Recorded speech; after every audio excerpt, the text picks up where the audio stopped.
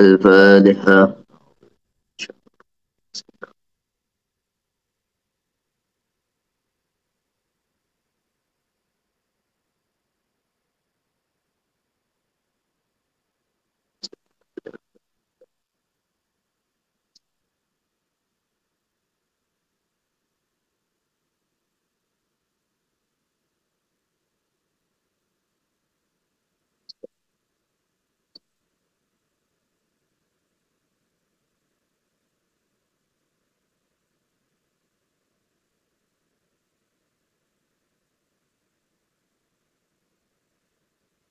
الفاتحة.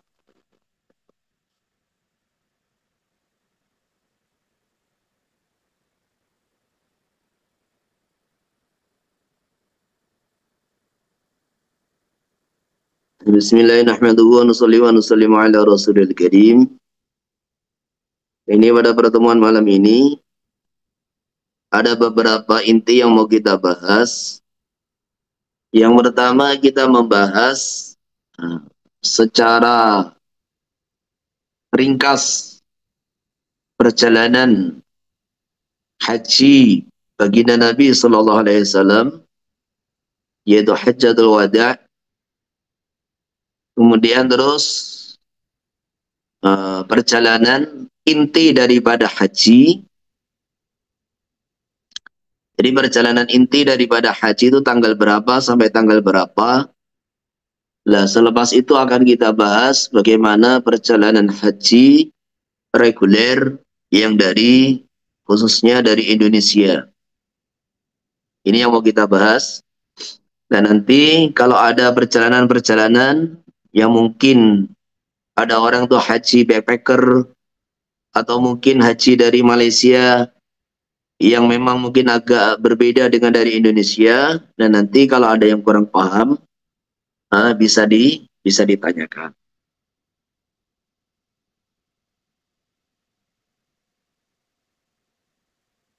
Nah, jadi poin pertama yang mau kita bahas adalah perjalanan yang mulia baginda Rasulullah SAW, yaitu Haji Wada' tahun ke-10 Hijriah. Di mana baginda Nabi SAW ketika di saat itu lebih dari sekitar 100.000 sahabat itu. Beliau keluar dari Madinah. Kemudian riwayat yang paling masyhur adalah baginda Nabi SAW itu hajinya haji ifrad. Beliau ketika ihram maka dilafatkan dan di situ beliau niat haji. Ini riwayat yang paling masyhur. Nah, kemudian para sahabat itu ada yang hajinya ini banyak sekali yang hajinya itu niatnya itu diidhamkan, tidak ditakyin. Dalam tata cara niat itu bisa ditakyin, saya niat haji, ini haji ifrad. Saya niat umroh dulu, kemudian baru haji. Memang ini namanya haji tamattu. Umroh dulu baru haji. Bisa juga haji kiron. Yaitu saya niat haji dan umroh. Labbaik. Allahumma labbaik hajjan wa umratan. Nah, ada satu lagi niat yang itu disebutkan di Tasil juga ada di Minhaj, yaitu cara ibham. Tata caranya bagaimana? Saya niat ihram, sudah. Saya niat ihram, saya niat masuk dalam ihram. Tidak ditentukan ini ihram untuk haji atau umroh. Lah nanti di perjalanan atau ketika sudah mau masuk Mekah baru ditentukan di sana.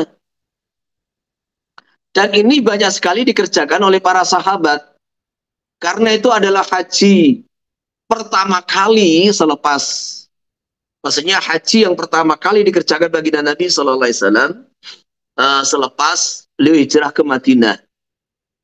Selama beliau di Mekah, maka tiap tahun haji. Tapi selepas beliau di Madinah, ini umroh 3 kali, tetapi belum pernah haji. Dan inilah haji yang pertama dan sekali dan terakhir dalam hidup Nabi Sallallahu Alaihi Wasallam selepas beliau hijrah ke Madinah. Maka baginda Nabi Sallallahu Alaihi Wasallam ihramnya ihram haji, kemudian para sahabat ini banyak sekali yang ihramnya itu ihram ibham, tidak ditentukan haji atau umroh. Karena apa? Karena dengan ibham itu ada keuntungan. Apa keuntungannya? Nanti kita ini sampai di Mekah mau umroh dulu, yaitu haji tamattu, longgar. Mau haji ifrad, ya longgar. Jadi takyin itu selepas nanti sampai di Mekah. Sampai di Mekah kira-kira mana yang lebih maslahat. Maka dalam perjalanan ini, baginda Nabi Sallallahu Alaihi Wasallam itu hajinya ifrad. Sayyidah Aisyah radhiyallahu anha itu niatnya umroh dulu. Haji tamattu. Lah kemudian banyak sekali sahabat itu yang niatnya itu ibham. Terus berjalan dari Dzulkhullaifah. Baginda Nabi Sallallahu Alaihi Wasallam ikram dari Dzulkhullaifah Madinah, berjalan sampai ke Mekah. Lah ketika mendekati Mekah, tiba-tiba Sayyidah Aisyah radhiyallahu anha ini beliau haid. Maka beliau menangis, ini mau haji, tiba-tiba haid. Maka baginda Nabi Sallallahu Alaihi Wasallam bertanya, "Anafisti ya Humairah, apakah kamu haid?" "Na'am ya Rasulullah." Kalau kamu haid, maka sekarang kamu masukkan ikram haji. Jadi awalnya Sayyidah Aisyah itu ikram umroh, dan kemudian terus oleh baginda Nabi Sallallahu Alaihi Wasallam disuruh memasukkan ikram haji, digabungkan. Sehingga Sayyidah Aisyah ini yang awalnya itu adalah ihram umroh, niatnya haji tamattu. Lah karena ini masuk Mekah, dia ini tidak bisa tawaf dan sa'i, akhirnya oleh baginda Nabi suruh memasukkan ihram haji di saat itu juga. Jadi orang ihram tuh kondisi haid itu gak ada masalah gitu loh. Maka di saat itu juga dimasukkan ihram haji. Akhirnya Sayyidah Aisyah radhiyallahu anha itu jadinya hajinya haji qiron. Nah, yang tadi itu haji tamattu, sekarang haji qiron. Oleh baginda Nabi Sallallahu Alaihi Wasallam, beliau diperintahkan kerjakan semua apa yang dikerjakan oleh orang yang haji, ghaira alla tatufi bil bait. Karena sekarang kamu kondisi itu lagi haid, maka kerjakan semua yang dikerjakan orang yang haji, hanya saja kamu tidak boleh tawaf di Baitullah. Maka Sayyidah Aisyah selanjut sebagaimana orang yang haji. Hajinya menjadi qiron. Lah kemudian para sahabat itu menunggu perintah baginda Nabi, komando dari baginda Nabi Sallallahu Alaihi Wasallam. Kita ini hajinya apa? Maka oleh baginda Nabi Sallallahu Alaihi Wasallam disampaikan bahwa orang-orang yang punya dam, punya kelonggaran untuk bayar dam, maka dianjurkan untuk tamattu. Nah, ini sayangnya baginda Nabi. Dianjurkan untuk tamattu. Jadi dianjurkan tamattu, akhirnya mayoritas sahabat di saat itu hajinya haji tamattu, yaitu apa? Sampai di Mekah dijadikan itu ihramnya umroh, kemudian tawaf 7 kali, kemudian sa'i 7 kali, cukur. Nah, kalau sudah tahallul, sudah cukur dari umroh, maka akhirnya apa? Akhirnya mereka boleh mengerjakan seluruh apa yang dilarang oleh bagi orang yang atas orang yang sedang ihram. Jadi ketika sudah umroh sampai di Mekah, tawaf 7 kali, tawaf rukun, sa'i 7 kali, cukur, maka tahallul. Inilah yang dikatakan haji tamattu. Kenapa dikatakan tamattu? Karena orang yang haji tamattu sampai di Mekah ketika sudah umroh, boleh dia bersenang-senang dengan istrinya, boleh bersenang-senang dengan apa saja yang dilarang selama ihram. Sehingga Disinilah apa itu namanya, baginda Nabi sendiri ikhramnya ifrad. Sayyidah Aisyah ini awalnya umroh, kemudian dimasukkan haji menjadi qiran, tetapi kebanyakan sahabat itu oleh baginda Nabi SAW diperintahkan hajinya untuk haji tamattu. Akhirnya apa? Sesampai di Mekah, perjalanan dari Madinah ke Mekah itu sampai berapa hari gitu kan? 400 kilometer kan? 460 kilometer atau 430 kilometer dari Madinah ke Mekah itu. Ya 450-an lah gitu. Maka akhirnya para sahabat ini selama beberapa hari di Mekah menjelang haji bisa mengumpuli istrinya. Jadi baginda Nabi SAW datang ke Mekah tanggal 4 Dzulhijjah.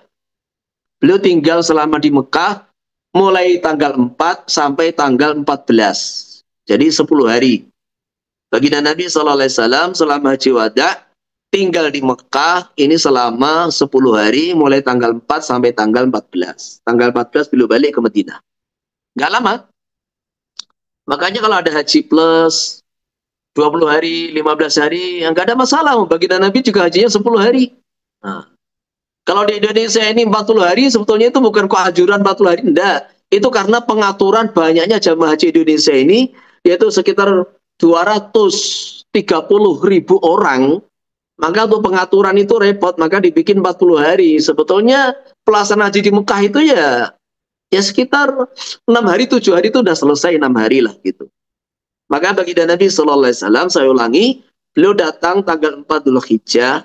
Nah, maka beliau masih kondisi ikhram. Sayyidah Aisyah juga kondisi ikhram. Beberapa sahabat banyak juga yang kondisi masih ikhram karena hajinya ifrad atau qiran.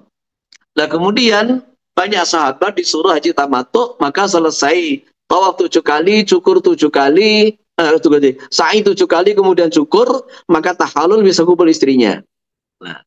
Nah, tanggal 8, ini tanggal 4, 5, 6, nah, tanggal 4, 5, 6, 7, maka baginda Nabi masih di Mekah, tanggal 8 berangkat ke Mina. Perhatikan, Nabi di Mekah itu tanggal 4, 5, 6, 7 iqamah di Mekah, tanggal 8 meninggalkan Mekah menuju Mina. Jadi, tanggal 8 meninggalkan Mekah, dari Mekah menuju Mina. Nah, tanggal 8 inilah mulai acara haji, mulai amalan haji. Jadi amalan haji itu mulai tanggal 8 sampai tanggal 13. Coba hitung. 8, 9, 10, 11, 12, 8, 9, 10, 11, 12, 13. Jadi inti haji itu sempurnanya itu selama 6 hari. Tanggal 8 Dzulhijjah sampai tanggal 10 Dzulhijjah. Maka tanggal 8 inilah orang-orang yang haji ifrad atau qiran. Jadi orang-orang yang haji ifrad atau qiran sampai Mekah apa yang dibuat? Mengerjakan tawaf qudum 7 kali. Nah, mengerjakan tawaf qudum 7 kali. Selepas itu sa'i boleh, enggak sa'i ya boleh. Lah sa'i yang dikerjakan oleh orang yang haji ifrad atau qiran, sa'i yang dikerjakan orang haji ifrad atau qiran selepas tawaf qudum itu adalah sa'i rukun. Sa'i rukun. Maka orang yang haji ifrad atau qiran, kalau dia sudah sa'i selepas tawaf qudum, nanti selepas tawaf ifadah tidak perlu sa'i lagi. Nggak perlu sa'i lagi. Jadi sekarang ini apa itu? Tanggal 4 Dzulhijjah itu baginda Nabi SAW masih ikhram. Sayyidah Aisyah masih ikhram. Orang yang haji ifrad, haji qiran semua masih ikhram. Yang tamattu, maka selesaikan amalan umroh, tawaf 7 kali, sa'i 7 kali, terus cukur. Udah. Tanggal 8 Dzulhijjah, apa yang dibuat? Yang dibuat adalah orang-orang yang haji ifrad dan qiran sudah tinggal berangkat ke Mina langsung. Kondisi masih ikhram. Lah orang yang haji tamattu tanggal 8 itu ihram dari kota Mekah. Jadi ikhram haji. Dari Madinah tadi ikhramnya ikhram umroh, yang haji tamattu. Kemudian dari Mekah ini ikhram haji. Dari kota Mekah, entah dari Masjidil Haram, entah dari hotelnya, entah dari tengah jalan Mekah, entah di atas kendaraannya, terserah. Yang penting harus di dalam kota Mekah. Jadi ikhramnya dari kota Mekah. Maka tanggal 8 itulah baginda Nabi SAW Beliau berangkat ke Mina. Berangkat pagi hari. Nah, pagi hari selepas isyraq itu berangkat menuju Mina. Lah Mekah dengan Mina itu ya sekitar 5 kilo lah gitu. Maka di Mina apa yang dibuat? Jadi ini sudah semua talbiyah. Tanggal 8 ini semua kumpul itu antara orang yang haji ifrad, haji kiron, haji tamato. Nah, semuanya kumpul berangkat ke Mina. Berangkat ke Mina. Maka tanggal 8 itu sholat zuhur, asar, maghrib, isya, subuh dikerjakan di waktunya masing-masing di Mina. Cuma sholat yang rubaiyah dikosor. Jadi ini satu perihal penting selama baginda Nabi Shallallahu Alaihi Wasallam 10 hari di Mekah dan masyair sekitarnya di Mekah, Arafah, Mina, Musdalifah ini selama 10 hari tadi baginda Nabi selalu mengkosor sholat rubaiyah. Jadi mulai tanggal 4 beliau tinggal di Mekah, ini sholat rubaiyah beliau kosor. Ketika beliau mengimami sholat di Masjidil Haram, maka beliau tetap 2 rakaat. Orang-orang Mekah suruh menyempurnakan 4 rakaat. Jadi imamnya 2 rakaat, makmumnya 4 rakaat. Nahnu qaumun safarun wa antumul khudur. Nah, kami ini kaum yang safar, maka kami sholat 2 rakaat. Nah, kamu orang yang khudur, orang iqamah, maka sempurnakan fatimu sholatakum. Maka disinilah safar itu dalam madzhab Syafi'i 3 hari. Jadi iqamah yang membolehkan orang itu masih jamak qashar adalah 3 hari tanpa menghitung hari kedatangan dan hari pergi. Tanpa menghitung hari kedatangan dan hari pergi. Di Mekah beliau 3 hari. Tanggal 4 nggak dihitung, tanggal 8 nggak dihitung. Yang dihitung tanggal 5, 6, 7. Ini madzhab Syafi'i, kan gitu kan? Lah, itu baginda Nabi ketika di Mina tanggal 8 sampai tanggal 9 pagi juga kosor. Ini sudah pindah tempat. Jadi Mina dengan Mekah ini sudah beda. Beda nama tempat, beda nama kota. Nah, maka itu sudah dianggap pindah kota. Makanya kalau orang tuh di Jakarta muter-muter 10 hari, tapi pindah-pindah. Ya, selama pindah-pindah itu ya boleh dia jamak qashar gitu loh. Ini yang dipahami oleh madzhab Syafi'i. Maka baginda Nabi Shallallahu Alaihi Wasallam beliau di Mina mulai zuhur tanggal 8, zuhur sholatnya 2 rakaat di waktunya, asar 2 rakaat di waktunya, maghrib 3 rakaat, kemudian isya 2 rakaat, subuh 2 rakaat. Ini tanggal 8 sampai 9 subuh. Lah selepas sholat subuh maka semua jamaah haji berangkat ke Arafah. Nah, berangkat ke Arafah. Maka persiapan wukuf. Lah disitulah. Jadi tanggal 8 saya ulangi berangkat dari Mekah ini seluruh jamaah baginda Nabi ini dan para sahabat ini menuju Mina. Dikatakan tarawiyah. Tanggal 9 pagi, 9 pagi itu menuju Arafah. Maka sampai sana istirahat persiapan wukuf. Lah, maka inti daripada haji itulah tanggal 9 Dzulhijjah, Al-Hajju Arafah.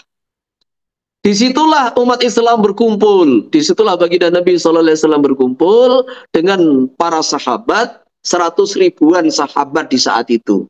Kumpul. Maka ini wukuf Arafah.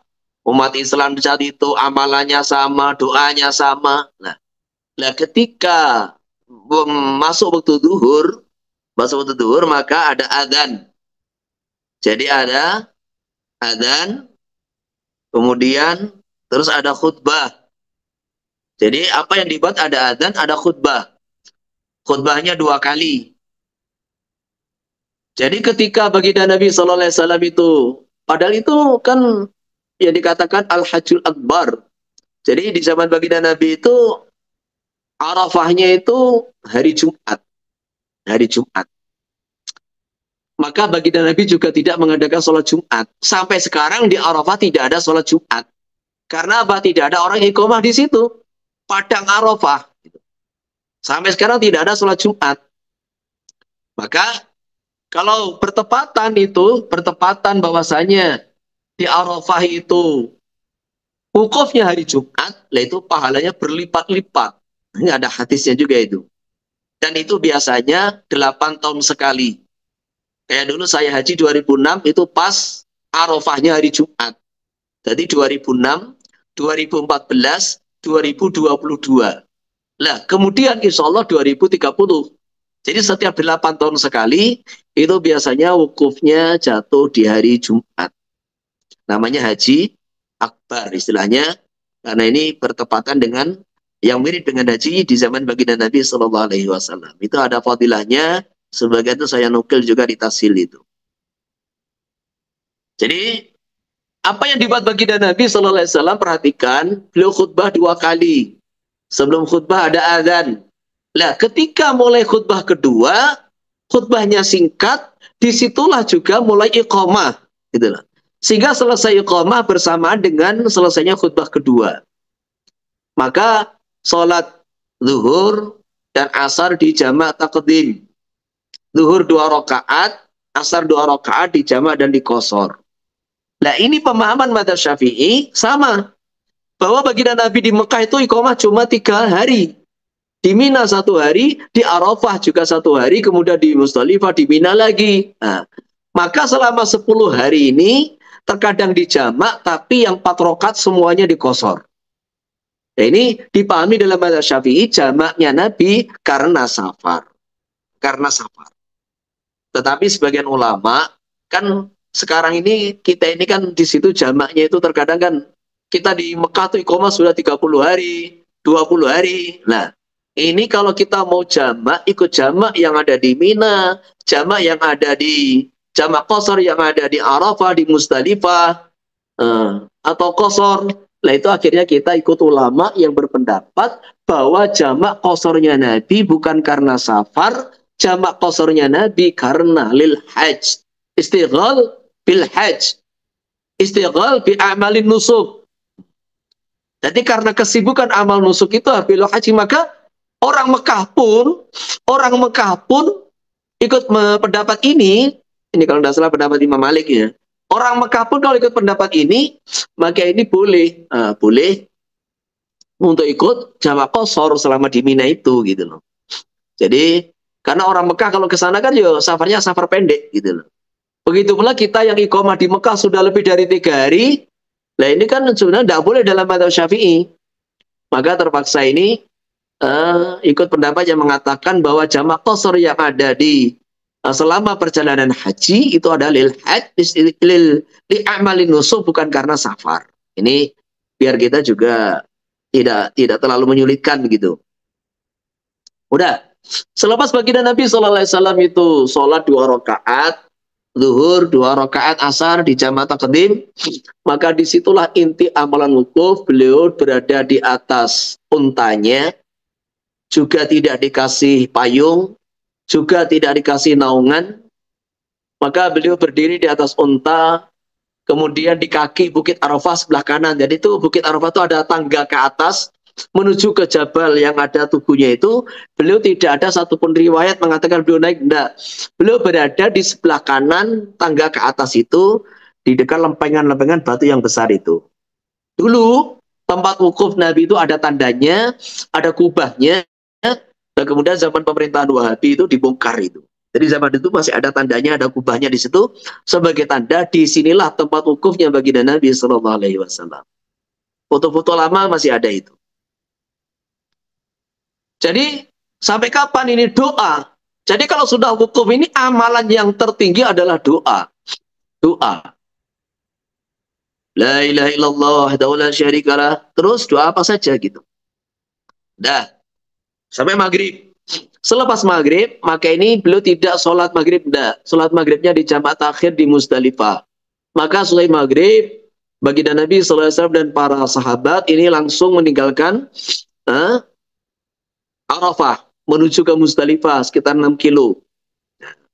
Sampai di Musdalifah, maka di situ istirahat. Karena apa? Besok hari 10, jadi ini malam hari raya, malam 10, besok tanggal 10 Dzulhijjah itulah puncak amalan haji yang paling sibuk.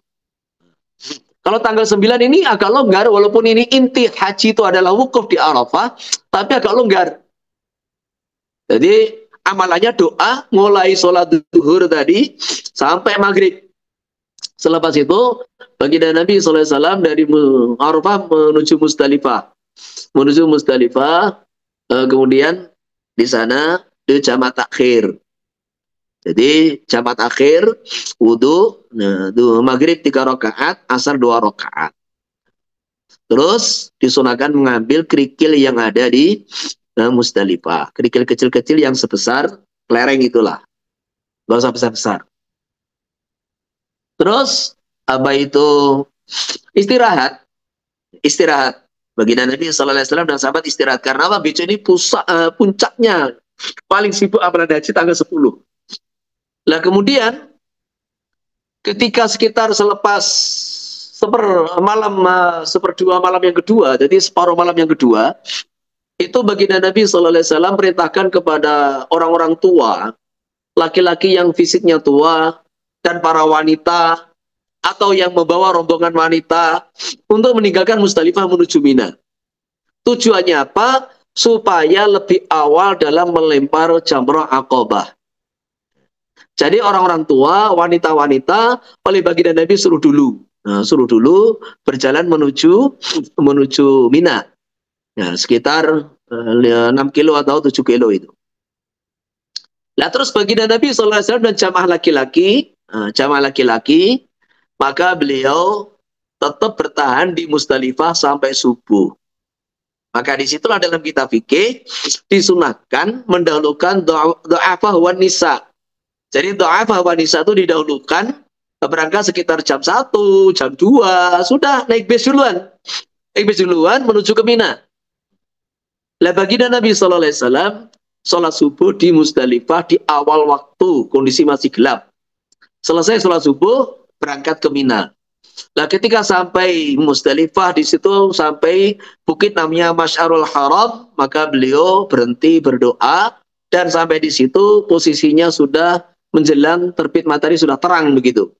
Jadi kondisi sudah terang tapi belum sampai terbit, maka berhenti doa panjang di situ. Nah, kemudian melanjutkan. Nah, ketika melewati perbatasan antara Musdalifah dan Mina, namanya ada lembah Muhaisir.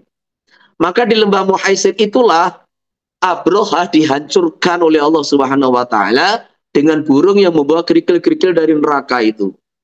Maka tempat-tempat yang merupakan di situ pernah terjadi azab, itu disunahkan kita segera melewati, jangan lama-lama di situ. Maka baginda Nabi SAW ketika melewati Muhassir, yaitu perbatasan Musdalifah Mina itu, maka beliau segera menyuruh sahabatnya segera berangkat berjalan dengan cepat sampai ke Mina. Maka di saat matahari naik, kira-kira isyraq, disitulah melempar jumroh Aqabah. Jadi tanggal 10 pagi ini apa yang dibuat? Ada 4 amalan inti yang dibuat. Ada 4. Jadi ada 4. Sebetulnya bisa 4, bisa 5. Nah, perhatikan. Yang pertama adalah melempar jumroh Aqabah. Jadi jumrohul ula, jumroh tsaniyah dilewati langsung jumroh yang paling ujung. Yang nomor 3 namanya jumroh Aqabah. Maka dilempar dengan 7 kali kerikil. Jadi ini selama mulai dari ihram sampai melempar jumroh Aqabah ini talbiyah terus. Doa talbiyah. Nah, ketika melempar jumroh Aqabah, maka zikirnya diganti dengan takbir. Allahu Akbar, Allahu Akbar, Allahu Akbar, la ilaha illallah, wallahu Akbar, Allahu Akbar, walillahil hamd. Maka melempar 7 kali.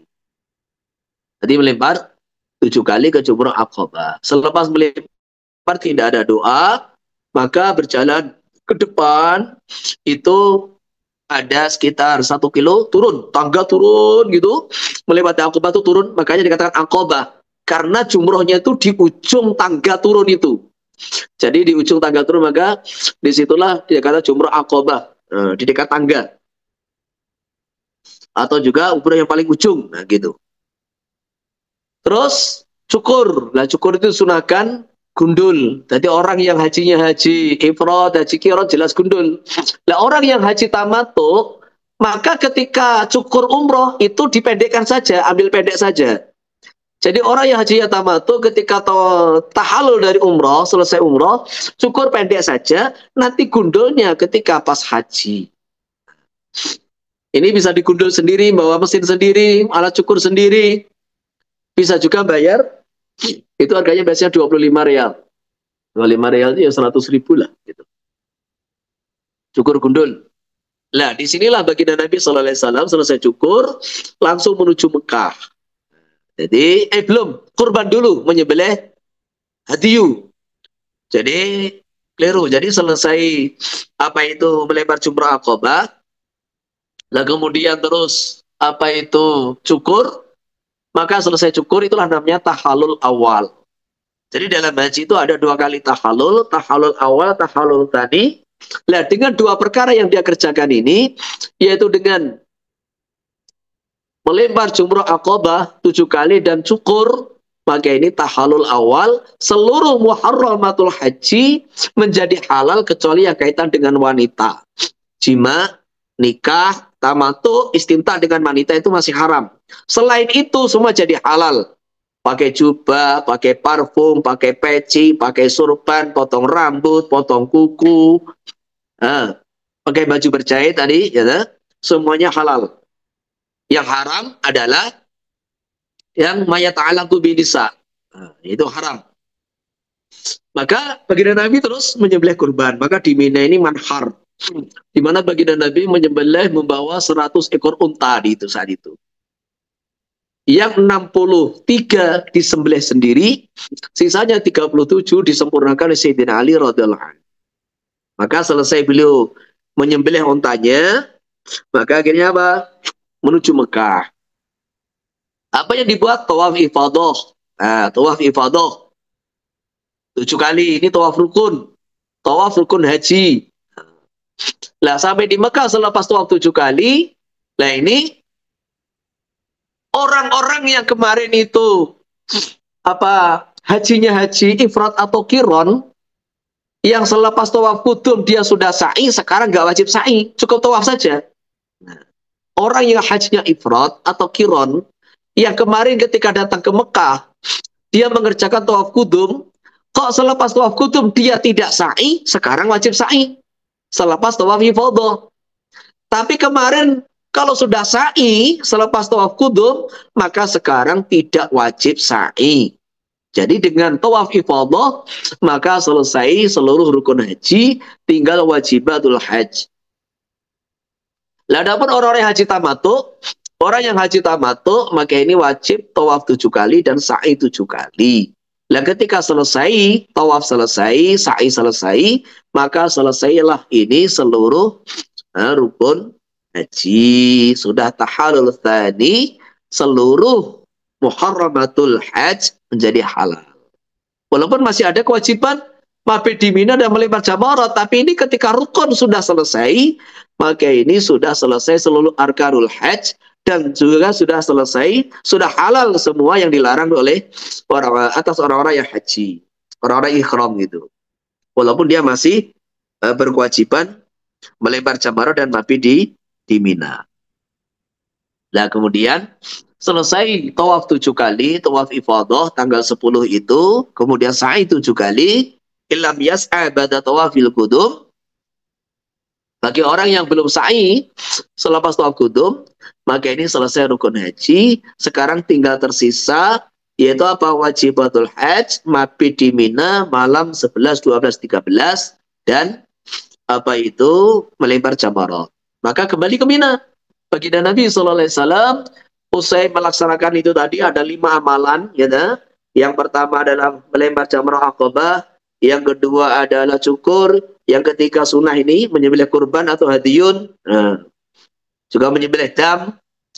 Kemudian yang keempat tawaf ifadah, yang kelima sa'i bagi orang yang haji tamattu, juga bagi orang yang haji ifrat kiron syaratnya dia belum sa'i selepas tawaf qudum. Maka sebelum maghrib usahakan sudah balik ke Mina.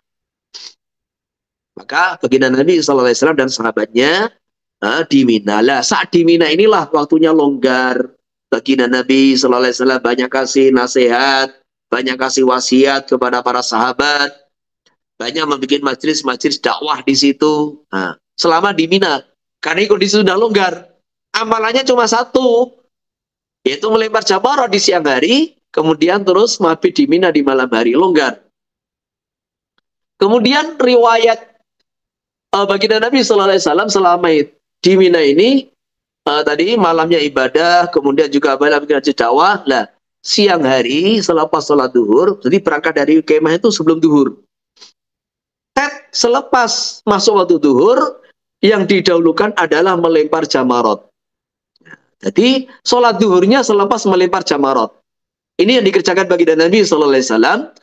Akhirnya ditulis oleh Imam Nawawi dalam kitab Manasik itu bahwa sunnahnya orang itu ketika masuk waktu duhur di tanggal 11, 12, 13, jadi melempar jumratul ula 7 kali, wusta 7 kali, aqabah 7 kali, maka itu melempar dulu 7 kali, 7 kali, 7 kali baru sholat duhur.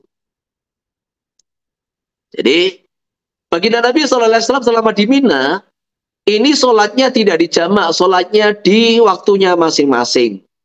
Kemudian duhur, asar, isya dikosor. Jadi sampai sekarang kalau antum itu selama di Mina itu iqamah atau apa sholatnya di Masjid Khaif, masjid yang ada di samping itu, di samping masjid, di samping Jamarot itu, di sebelah kiri Jamarot itu ada Masjidul Khaif, di samping kiri Jamaratul Ula. Nah, Jamaratul Ula itu ada Masjid Khaif, di situ ada makom 70 Nabi. Nah, maka sampai sekarang kalau orang selama musim di Mina, selama musim haji di situ terutama tanggal 11, 12, 13, itu juga tanggal 8, tanggal 11, 12, 13, maka zuhur, asar, dan isya itu dikosor.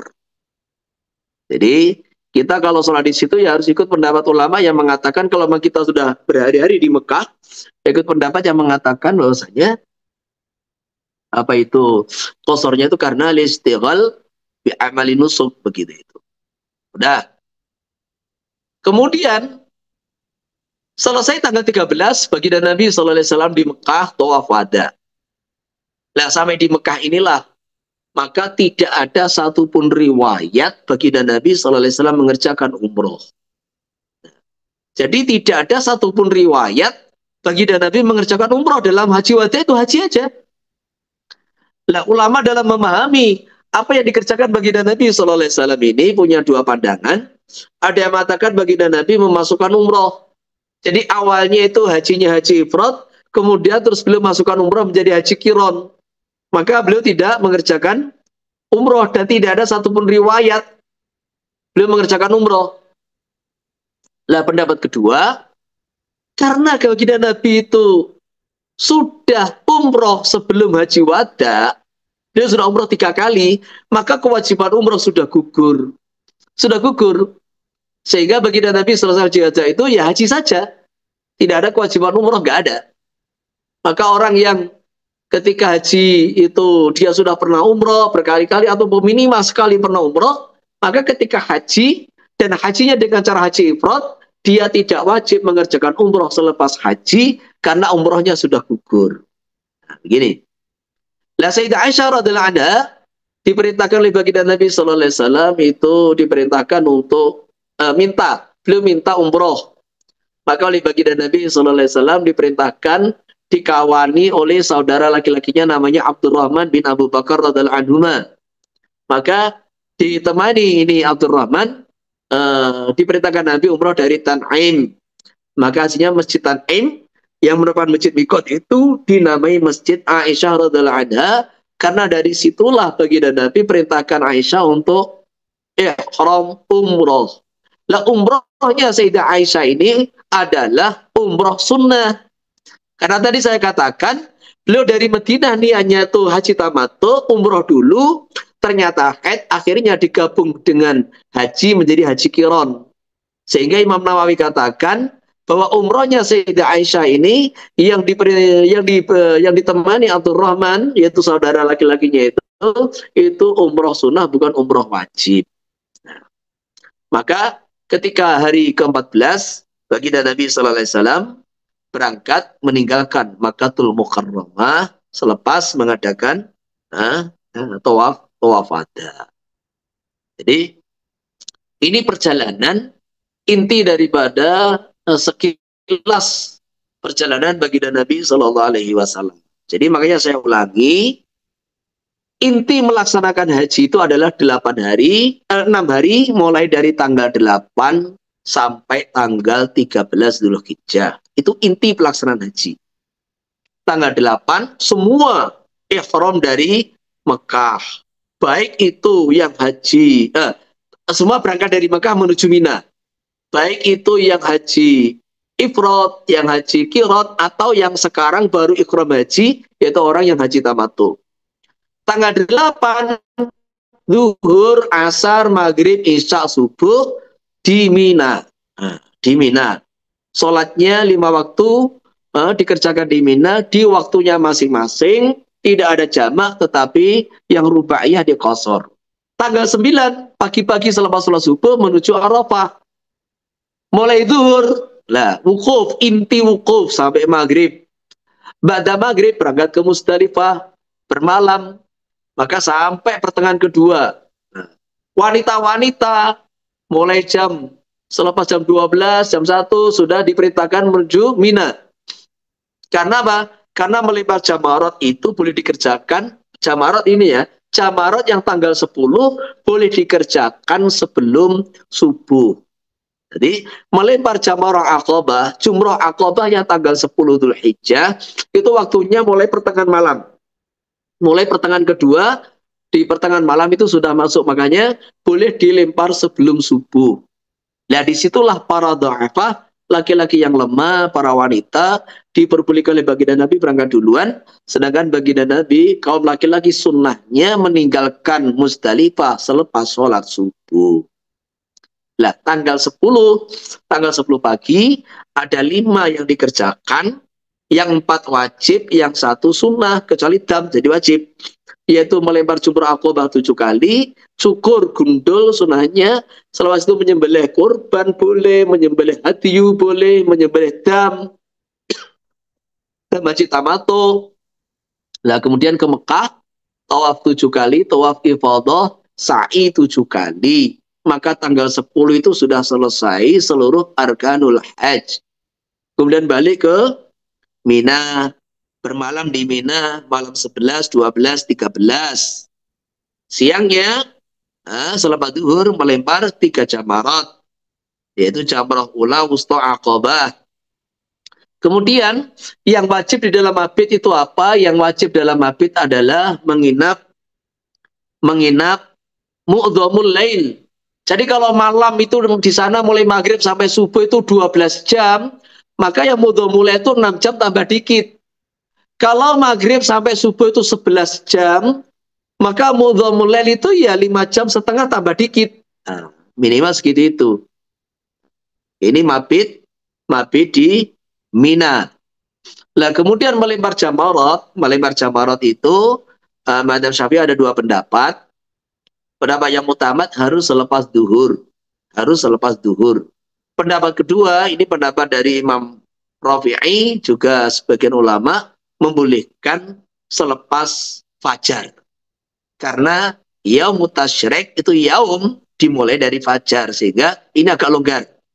Jadi melempar tanggal 11, 12, 13 itu boleh dikerjakan selepas masuk waktu subuh. Ini pendapat kedua, walaupun dhaif, tapi beberapa tokoh ulama madzhab Syafi'i itu membolehkan. Dan tidak ada satupun ulama yang membolehkan sebelum subuh. Nih, jadi melempar jamar tanggal 11, 12, 13 ini ijma ulama tidak ada yang membolehkan. Ulama sepakat tidak boleh dilempar sebelum subuh. Ini beda dengan jamar Aqabah tanggal 10. Nah, sekarang kalau ada fatwa Mesir, satu ulama Mesir mengatakan ini dimudahkan lah, nggak apa-apa. Ini fatwa berseberangan dengan ijma ulama madzhab 4, nggak boleh dipakai. Gitu. Nggak boleh dipakai. Ini ulama zaman sekarang. Jadi ketika ulama-ulama zaman dulu, ulama-ulama madzhab 4 sepakat bahwa melempar jamarat tanggal 11, 12, 13 tidak boleh dikerjakan sebelum subuh. Nah, nggak boleh. Jadi harus dikerjakan pendapat yang mutamat pada duhur, kemudian pendapat kedua selepas masuk waktu subuh. Jadi selepas masuk waktu subuh seperti itu. Kemudian apa itu tata caranya? Tata caranya ketika melempar jumratul ula itu maka doanya takbir kayak tadi. Setiap melempar satu kerikil, takbir Allahu Akbar, Allahu Akbar, Allahu Akbar, la ilaha illallah, Allahu Akbar, Allahu Akbar, walillahil hamd. Melempar satu, takbir lagi Allahu Akbar, Allahu Akbar, Allahu Akbar. Jadi sampai 7 kali. Jadi melemparnya jumratul ula dan wusta dari sebelah kanan jamarot. Dan nanti yang aqabah dari sebelah kiri. Ketika melempar jamratul ula, maka selesai melempar doa yang panjang. Doa yang panjang. Kecuali kalau dihalang-halangi polisi ya jalan. Ketika selepas melempar jumrah wusta 7 kali, berhenti doa yang panjang, doa yang panjang. Doa-doa makbul di situ. Nah, selepas melempar jumrah yang ketiga, yaitu jumrah aqabah, maka itu tidak ada doanya. Dan sunnah baginda Nabi SAW. Jadi, seperti itu. Terus kemudian bagi orang yang ingin nafar ula, lah itu boleh meninggalkan Mina sebelum tanggal 13. Jadi tanggal 12 itu yang penting dia sudah melempar hari itu, tanggal 12, entah dia ikut pendapat yang mutamat melemparnya pada duhur, kemudian meninggalkan Mina, yang penting sebelum maghrib harus sudah berangkat. Nah, jadi kalau mau nafar awal, ini syaratnya dia sudah melempar hari itu 7 kali, 7 kali, 7 kali, kemudian sudah apa itu namanya mulai berangkat meninggalkan Mina sebelum maghrib. Jadi sudah berjalan begitu. Walaupun belum sempat meninggalkan Mina. Atau dia ikut pendapat yang kedua, melemparnya pagi hari. Nah, boleh. Jadi melempar jamarat pagi hari, ula wusta aqabah, kemudian terus tanggal 12 itu juga dia meninggalkan Mina, namanya nafar awal. Tapi yang dicontohkan baginda Nabi SAW adalah nafar tsani, yaitu tidak meninggalkan Mina kecuali selepas tanggal 13, yaitu kecuali di tanggal 13 Dzul Hijjah, namanya nafar tsani. Ini kesimpulan perjalanan haji. Nah, orang yang nafar awal, maka mabitnya cuma 2 malam, malam 11, malam 12. Melempar jamar cuma 2 hari, tanggal 11, 12. Sudah, ini tidak ada dam, itu satu kemudahan. Nah, orang yang nafar tsani, maka mabitnya 3 malam, dan melempar jamar ula wusta aqabah masing-masing 3 kali, tanggal 11, 12, 13. Sudah, ini kesimpulan daripada perjalanan haji. Terus, sekarang saya mau cerita apa itu bagaimana perjalanan jamaah Indonesia haji reguler. Maka ini saya kasih cerita, jadi memang ini supaya direkam dan ini juga bisa diulang-ulang itu masalah manasik ini. Jadi haji reguler yang dari Indonesia ini dibagi menjadi 2 gelombang. Jadi di Indonesia itu istilahnya ada namanya kloter. Kloter itu kelompok terbang satu pesawat. Dalam satu kloter itu ada 10 rombongan. Setiap rombongan 45 orang. Jadi makanya satu kloter itu biasanya kalau apa itu 10 rombongan ya 450 orang kalau pesawatnya besar. Maka satu rombongan itu ada 40 orang. Nah, di bawah rombongan itu ada 4 regu, satu regu 11 orang. Jadi 10 orang diamiri 1 orang namanya karu ketua regu. Lah 4 regu di bawah 1 karom, maka jumlahnya 11 kali 4 44 dengan 1 karom 45. Nah, itu untuk memudahkan haji mandiri. Jadi mengkoordinir itu jamaah haji. Maka diberangkatkan dalam satu kloter yaitu kelompok terbang. Setiap satu kloter ada beberapa dokter, kemudian ada kiainya, juga ada ketua kloter, yaitu pembimbing yang ditunjuk oleh Departemen Agama. Semua digaji itu. Terus, nah kemudian di Indonesia ini ada 2 gelombang. Jadi perjalanan haji di Indonesia ini ada 2 gelombang. Ada gelombang pertama, ada gelombang kedua. Embarkasi yang di Indonesia itu ada banyak sekali, ada yang Jakarta, kemudian ada yang di Solo untuk Jawa Tengah, Jawa Timur, Bali, NTT, NTB, itu semua dari Surabaya. Kemudian yang timur tuh ada yang dari Balikpapan, ada yang dari Makassar, kan gitu kan. Di Sumatera itu ada yang dari Palembang, dari Medan, dari mana lagi. Nah, jadi dibagi beberapa kelompok itu, beberapa embarkasi. Contoh saya mulai dari Surabaya aja sudah. Yang saya sudah pernah di Surabaya itu saya pernah haji 2 kali, semua reguler, semua lewat pemerintah. Jadi saya 2006 itu ikut gelombang kedua, yang 2009 ikut gelombang pertama. Jadi gelombang pertama itu bagaimana? Rutenya dari Surabaya ke Madinah 9 hari, kemudian 30 hari di Mekah. Perjalanan 2 hari gak dihitung. Jadi kita 40 hari, maka rutenya gelombang pertama, jadi kalau dari Surabaya itu ada 96 kloter. Jadi jatah itu embarkasi Surabaya, Jawa Timur, Bali, NTB, NTT itu 96 kloter. Karena 96 dibagi 2, maka 48 gelombang pertama, 48 gelombang kedua. Jadi kloter nomor 1 sampai nomor 48 ini rutenya dari Surabaya direct pakai Saudi Airlines sampai ke Madinah. Sampai ke Madinah. Lah di Madinah 8 hari, istilahnya mengamalkan satu hadis walaupun dhaif itu. Jadi kalau di luar Madinah itu kan barang siapa man sholla lillah arba'ina yauman yudrikut takbiratul ula. Yudrikut takbiratul ula. Man sholla lillah fi arba'ina yauman yudrikut takbiratul ula kutiban lahu bara'atun minan nifaq wa bara'atun minan nar. Ini kalau di luar Madinah maka 40 hari. Dapat fadilah itu ditulis bebas dari sifat munafik, bersih dari sifat munafik, dan jaminan bebas dari api neraka. Nah, itu ada hadis.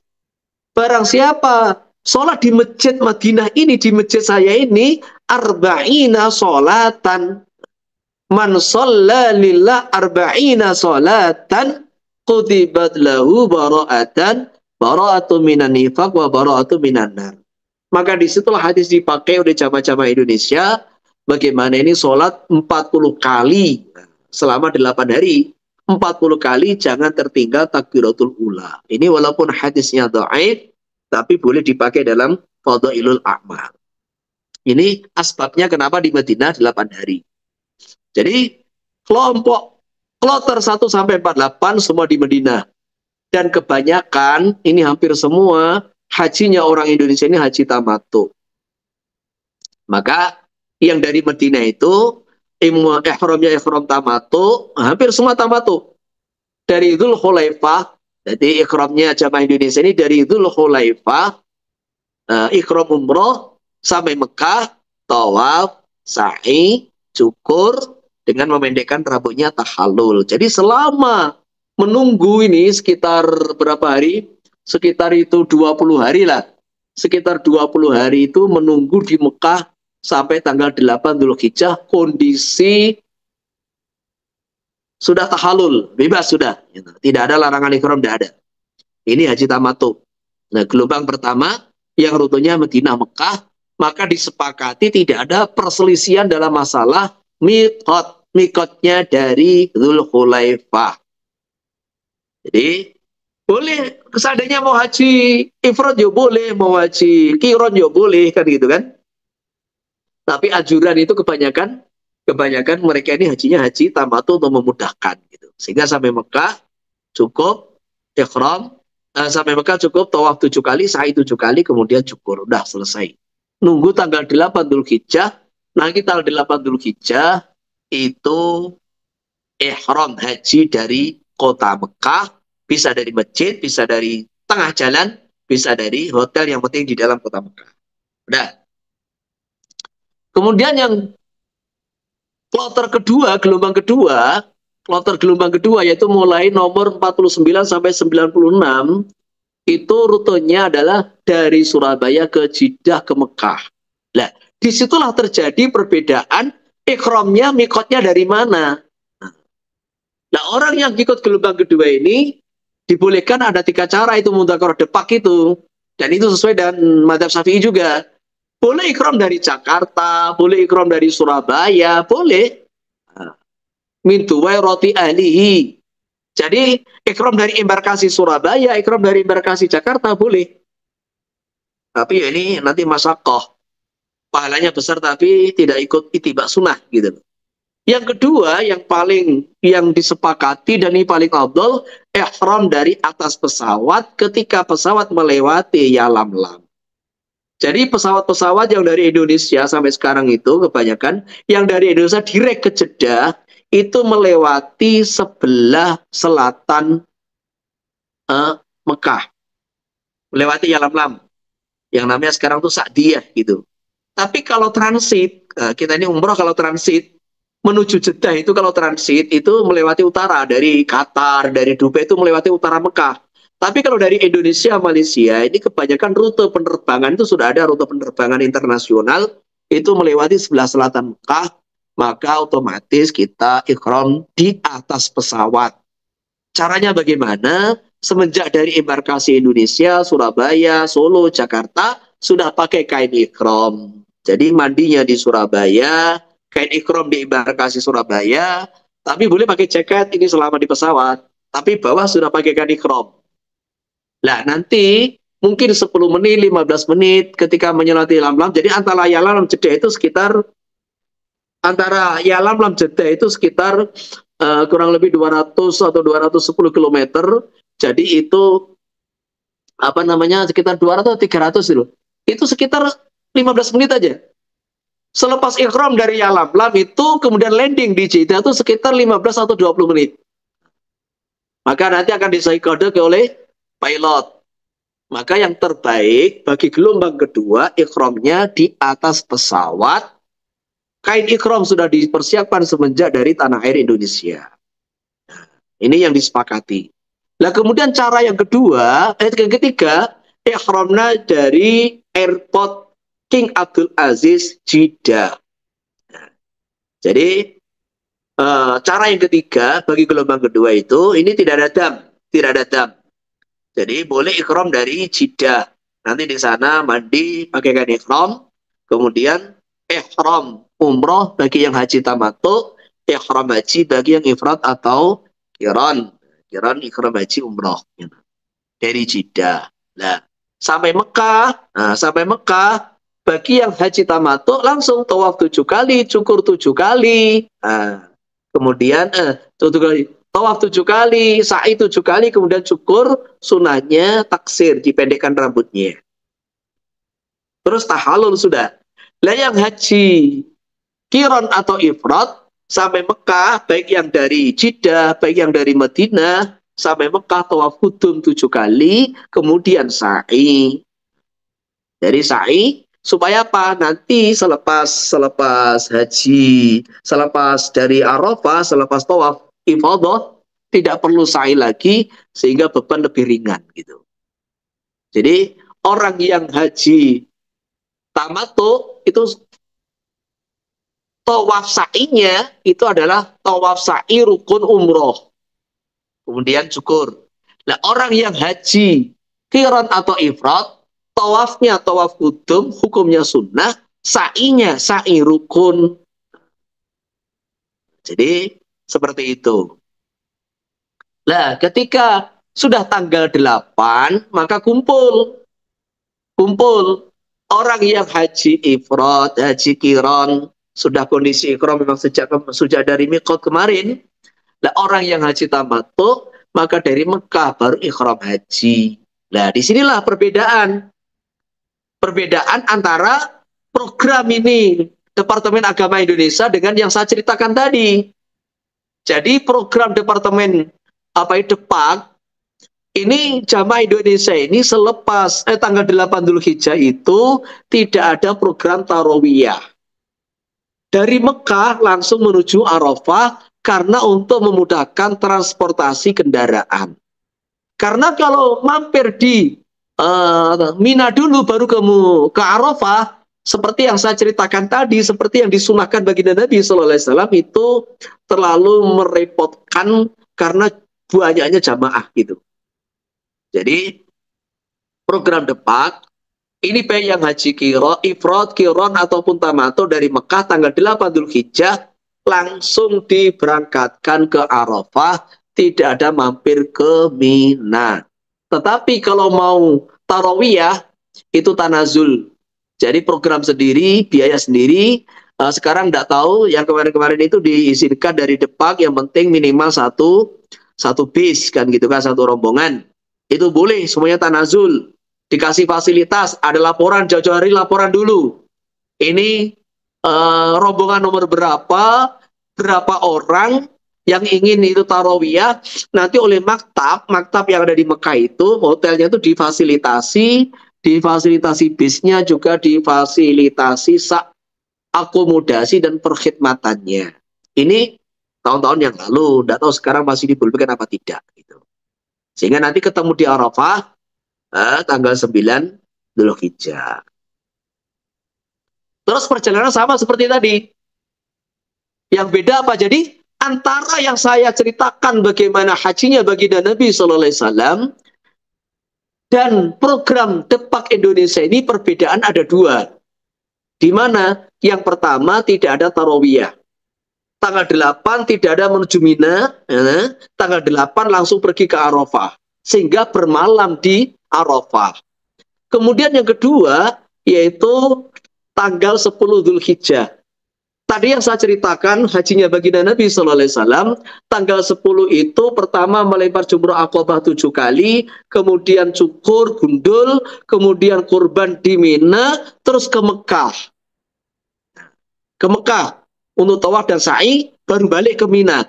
Lah itu tidak ada dalam program Depak. Nanti karena juga masalah transportasi, jadi program Depak selesai melempar jamroh 7 kali tanggal 10 itu, kemudian cukur, maka balik ke kemah di Mina. Tidak ke Mekah. Itu program Depak. Diselesaikan amalan di Mina. Jadi sehingga posisi jamaah itu posisi baru tahalul awal. Jadi ketika selesai melempar jumroh Aqabah tanggal 10, kemudian cukur, gundul, maka di Mina sudah istirahat. Diselesaikan tiap malam 11, 12, 13 mabit di Mina, kemudian siangnya atau paginya melempar jumroh Pulau Wusta Aqabah masing-masing 7 kali. Yang mau nafar awal silakan tinggalkan Mina tanggal 12 seperti tadi ceritanya. Yang mau nafar tani tanggal 13. Lah selesai dari Mina inilah pulang dari Mina, mereka baru ke Mekah entah tanggal 12, yang nafar awal tanggal 13 itu di Mekah untuk tawaf ifadah dan sa'i. Sehingga jamaah Indonesia ini hampir semuanya tahallul tsaninya kalau nggak tanggal 12 tanggal 13 gitu loh. Jadi tahallul tsani dengan mengerjakan tawaf ifadah dan sa'i ada yang dikerjakan tanggal 12 tanggal 13. Ini baru tahallul tsani. Inilah program Depak.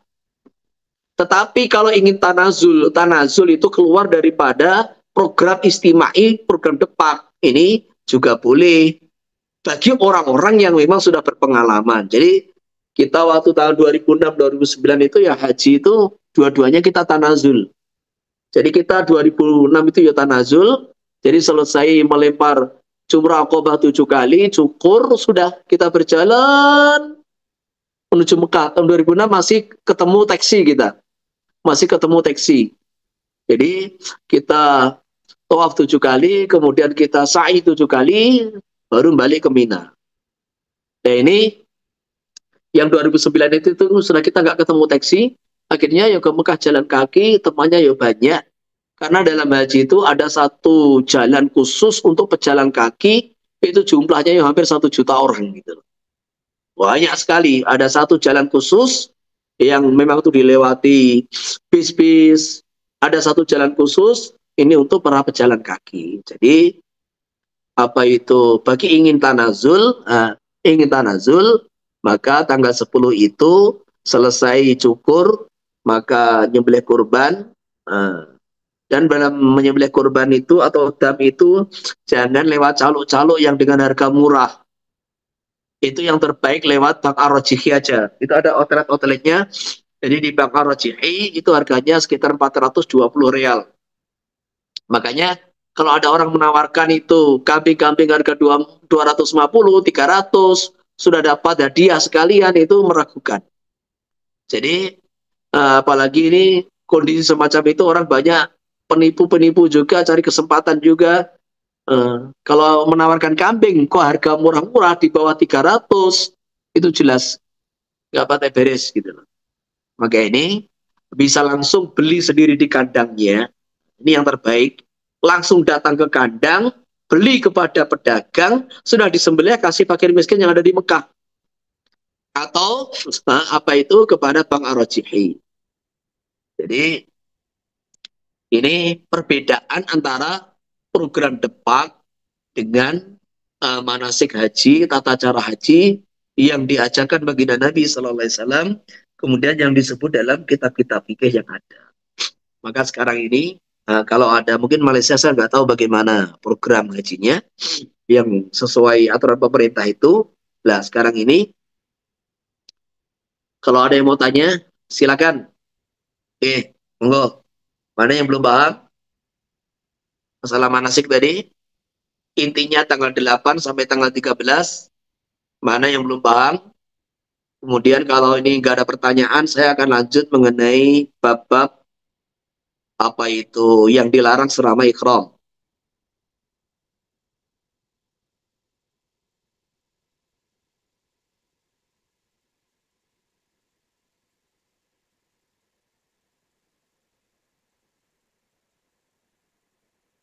Ada pertanyaan enggak?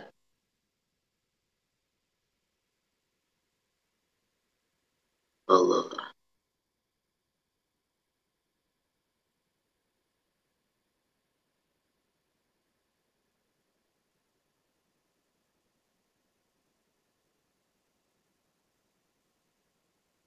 Ada pertanyaan? Nggak ada?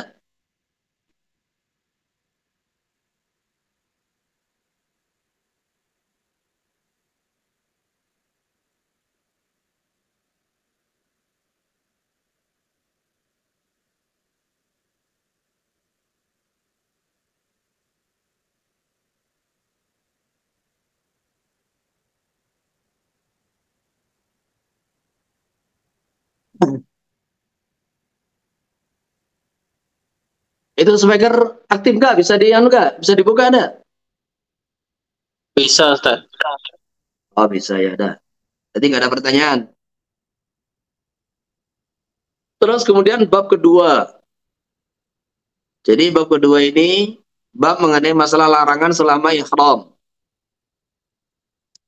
Nah, larangan selama ihram ini, bab muharramatul ihram itu, ini ternyata kita ketemu teman-teman yang sudah ada di pondok, karena ini termasuk bab yang terkadang juga jarang disentuh.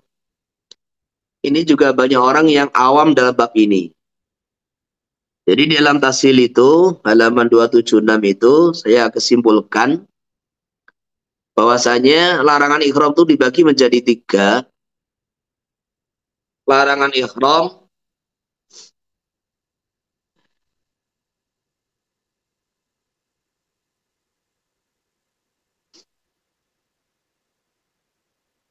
yang khusus bagi laki-laki, kemudian larangan ihram khusus bagi perempuan, kemudian yang ketiga larangan ihram umum baik bagi laki-laki ataupun perempuan.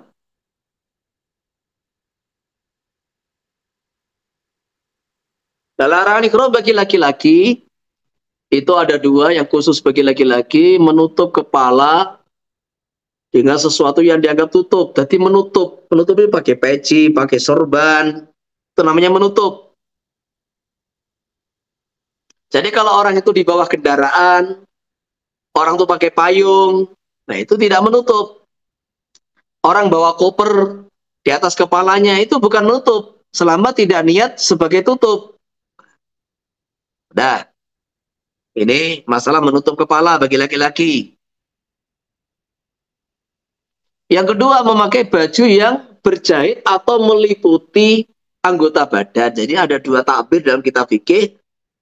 Bil kha, yaitu makhitun artinya pakaian berjahit. Yang kedua, bil ha al mumalah muhitun. Ahata yuhitu ihatatan fawa muhitun. Yaitu baju yang mengelilingi badan. Ya, definisi muhitun itu adalah, ini lebih umum. Karena sekarang itu ada namanya kayak kaos kaki gitu. Kaos kaki itu nggak berjahit mamanya. Langsung dicetak jadi tanpa jahitan gitu. Baju besi itu juga tidak berjahit. Nah, jadi ada kaos itu tanpa jahit juga ada sekarang. Jadi baju kaos tanpa jahit, baju besi yang dirakit, baju songket, itu juga terkadang tanpa jahit. Makanya takbir yang memakai hak yaitu muhitun itu lebih umum. Laki-laki haram memakai pakaian yang meliputi minimal satu anggota badan. Jadi kayak mamanya begini nih, ini haram dari dua sisi. Haram ini menutupi kepala, juga haram ini termasuk menutupi satu anggota namanya kepala. Begitu pula laki-laki juga haram ini pakai kaos tangan. Karena apa? Kaos tangan itu menutupi satu anggota. Berjahit lagi, meliputi lagi. Laki-laki juga haram memakai kaos, memakai jubah, memakai celana dalam, memakai sarung. Nah, jadi minimal yang dimaksud meliputi itu meliputi satu anggota badan. Entah itu kaos kaki, entah itu sepatu. Nah, itu yang diharamkan. Jadi kalau orang tuh pakai gelang tangan, pakai jam tangan, itu nggak apa-apa. Kan jam tangan itu juga diikatkan meliputi pergelangan tangan. Karena pergelangan tangan itu bukan satu anggota badan. Jadi anggota badan itu telapak tangan, lengan, itu namanya satu anggota badan. Karena gelang, kalung, tasbih, jadi apa itu jam tangan itu tidak sampai menutupi satu anggota badan, maka pemakaian perkara-perkara tersebut tidak dilarang. Termasuk kita pakai tas, kan gitu kan? Kita pakai tas dicangklongkan itu juga tidak menutupi satu anggota badan. Nggak apa-apa. Kemudian yang dianggap darurat yaitu pakai ikat pinggang supaya tidak lepas, itu nggak apa-apa. Jadi laki-laki tidak boleh memakai pakaian yang berjahit atau meliputi seminimal satu anggota badan. Nah, sekarang itu ada satu permasalahan, yaitu apa? Orang-orang yang mungkin pakai visa yang bukan visa resmi haji, maka terpaksa dia memasuki kota Mekah dengan memakai baju berjahit. Karena apa? Kalau ketahuan dia memakai baju ihram, ditangkap sama polisi. Maka untuk menghindari pakai baju berjahit. Nah, ini banyak orang salah paham dalam masalah ini, yaitu apa? Udah dia melewati miqat, yaitu melewati Yalamlam, melewati Dzul Khulaifah, tidak ihram. Tidak ihram. Kalau berjalan dari Riyadh, itu melewati Qarnul Manazil. Melewati Qarnul Manazil atau melewati Dzatu Irkin, yang dari utara, dari timur laut itu, atau dari timur yaitu Qarnul Manazil, tidak ihram, itu satu kesalahan. Jadi orang itu kan memang mau datang ke Mekah, orang yang pakai visa bukan visa haji, dia sudah melewati miqat, itu wajib ihram. Nah gitu loh. Wajib ihram. Nah kemudian dia pakai baju berjahit kan, pakai jubah, pakai kaos, ya itu nanti ketika sampai Mekah, selamat sampai Mekah, segera dilepas semua bajunya, kemudian ganti pakaian ihram. Nah kemudian dia wajib bayar dam tarofuh. Jadi dam tarofuh itu dam karena pakai baju berjahit, dam karena menutup kepala, dam karena kayak wanita bercadar, dam karena potong kuku, potong rambut. Lah damnya itu boleh milih antara menyembelih seekor kambing atau berpuasa 3 hari, atau it'am kepada 6 orang fakir miskin, setiap satu orang separuh sok, nisfu so'in. Jadi dam tarofuh namanya. Saya ulangi, dam tarofuh itu dam karena pakai baju berjahit, nutup kepala, wanita pakai cadar, wanita pakai kaos tangan, kemudian potong rambut, potong kuku, pakai paku, pakai minyak. Nah, maka itu damnya adalah suruh memilih antara salah satu dari 3 perkara, bisa menyembelih seekor kambing yang cukup untuk kurban, bisa puasa 3 hari, atau it'am kasih makan 6 orang miskin, setiap orang separuh sok. Separuh sok. Nah, jadi seperti itu. Diuangkan juga pakai mazhab Hanafi boleh kan gitu kan. Jadi makanya orang yang kalau saat ini arahan yang abuan ini apa itu namanya cara yang benar. Cara yang benar bagi orang yang melewati miqat dalam kondisi tidak bisa pakai pakaian ihram, dia harus tetap ihram, entah ihram umrah atau haji, kemudian sampai Mekah, ganti baju. Nah kemudian, kalau nggak Pak, ini memakai baju ini kan lebih dari satu ini yang berjahit ini. Ada jubah, ada sarung. Karena memakainya bersamaan, maka damnya satu, tidak berlipat. Ya, damnya satu gitu.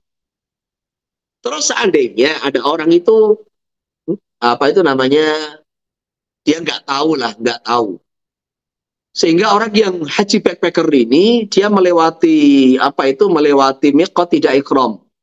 Akhirnya sampai Mekah baru ikhram. Jadi dia tidak ikhram.